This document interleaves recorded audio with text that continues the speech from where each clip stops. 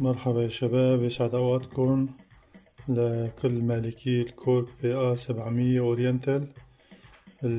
بالفيديو هذا راح أتكلم عن كيفية تثبيت مفتاح التشريق، كيف بنثبت المفتاح نفسه، بعدين كيف بنثبت لوحة التشريق أثناء التنقلات بين الأصوات بحيث إنه يضل ثابت.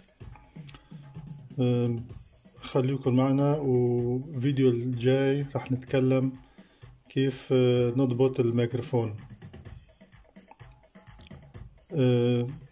فلنفترض نكبس على أول كبسة السكيل 1، نلاقي إنه هو فاضي.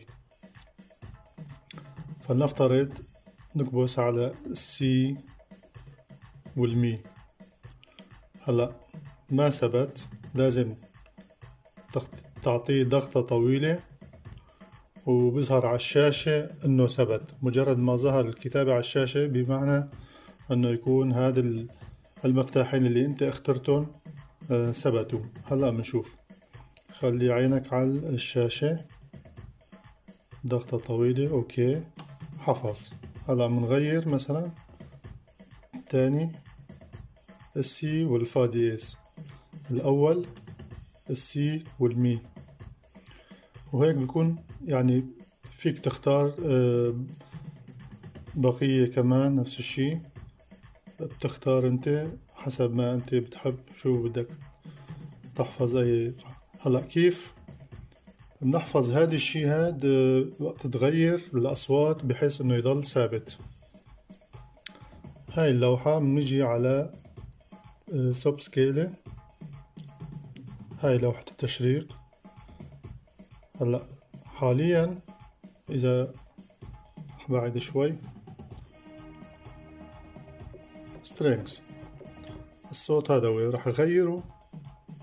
شوف ما تغير. شو كمان ضل ثابت. هلا إذا أنت فكيت القفل هاد، مجرد ما تفك القفل وتغير الصوت بروح السكيلتون اللي أنت حافظه. فلازم يكون هاد القفل هاد مقفول. وبعدين شو ما بدك تغير بالصوت، هلا رجعنا لهون كبسنا أول شي، تغير بالأصوات ما في مشكلة، ما راح يتغير. هاي هي.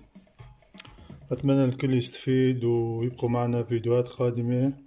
راح نتكلم مثل ما قلت لكم عن الميكروفون، كيف نعمل له بالانس، كيف الأسانيبل كنوبس يعني. إن شاء الله أتمنى الاستفادة للجميع، وسلام.